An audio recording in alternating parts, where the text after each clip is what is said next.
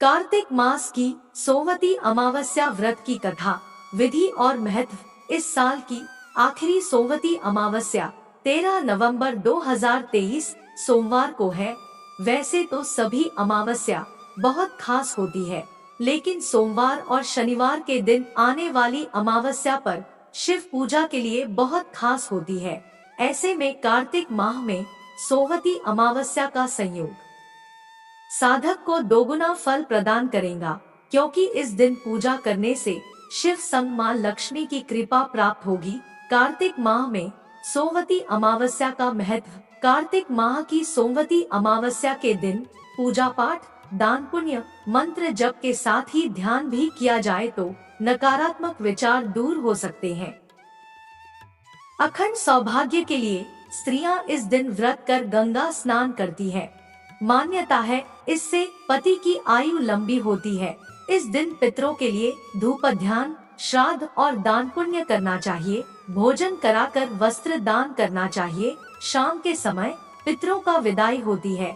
उस समय घर में और घर के बाहर दीपों की रोशनी करे ताकि पूर्वज को अपने लोक लौटने में परेशानी न हो। सोमवती अमावस्या पर दान। कार्तिक माह पुण्यदायक है।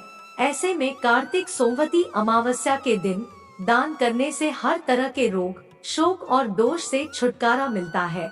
इस दिन खास तौर से ऊनी कपड़ों का दान करना चाहिए। भविष्य पद्म और मत्स्य पुराण के मुताबिक इस दिन दीपदान के साथ ही अन्न और वस्त्र दान भी करना चाहिए। कार्तिक महीने की अमावस्या पर किया गया हर तरह का दान अक्षय फल देने वाला होता है।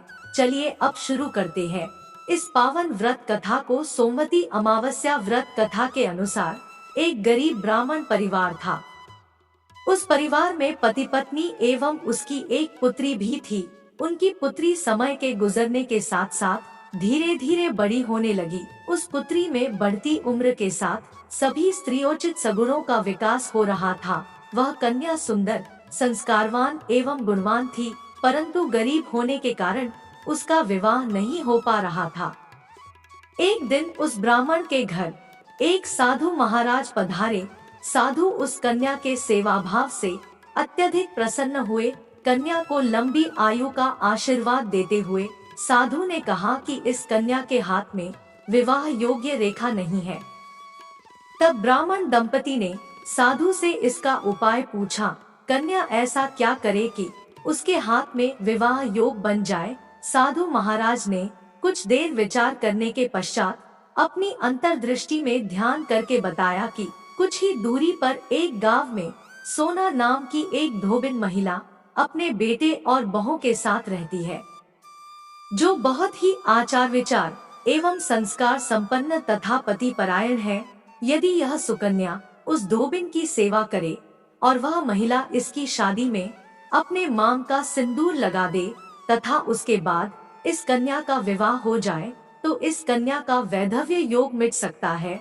साधु ने यह भी बताया कि वह महिला कहीं बाहर आती जाती नहीं है।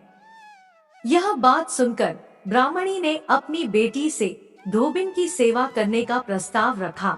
अगले दिन से ही कन्या प्रातः काल ही उठकर धोबिन के घर जाकर साफ सफाई एवं अन्य सारे कार्य करके अपने घर वापस आने लगी। एक दिन धोबिन अपनी बहू से पूछती है कि तुम तो सुबह ही उठकर सारे काम कर लेती हो और पता भी नहीं चलता। बहू ने कहा, माँ जी, मैंने तो सोचा कि आप ही सुबह उठकर सारे काम खुद ही खत्म कर लेती है। मैं तो देर से उठती हूँ। यह सब जानकर दोनों सास बहू घर की निगरानी करने लगी कि कौन है जो सुबह ही घर का सारा काम करके चला जाता है। कई दिनों के बाद धोबिन ने देखा कि एक कन्या मुंह ढके अंधेरे में घर में आती है और सारे काम करने के बाद चली जाती है। जब वह जाने लगी तो धोबिन उसके पैरों पर गिर पड़ी। पूछने लगी कि आप कौन है और इस तरह छुपकर मेरे घर की चाकरी क्यों करती है। तब कन्या ने साधु द्वारा कही गई सारी बात बताई। सोना धोबिन पति परायण थी, आता उसमें तेज था। वह तैयार हो गई। धोबिन के पति थोड़ा अस्वस्थ थे। उसने अपनी बहू से अपने लौट आने तक घर पर ही रहने को कहा। धोबिन ने जैसे ही अपने मांग का सिंदूर उस कन्या की मांग में लगाया, सोना धोबिन का पति मर गया। उसे इस बात का पता चल गया। वह घर से निराजल ही चली थी, यह सोचकर कि रास्ते में कहीं पीपल का पेड़ मिलेगा तो उसे भंवरी देकर और उसकी परिक्रमा करके ही जल ग्रहण करेगी। उस दिन सोवती अमावस्या थी। ब्राह्मण के घर मिले पुए पकवान की जगह उसने ईंट के टुकड़ों से 108 बार भंवरी देकर 108 बार पीपल के पेड़ की परिक्रमा की और उसके बाद जल ग्रहण किया।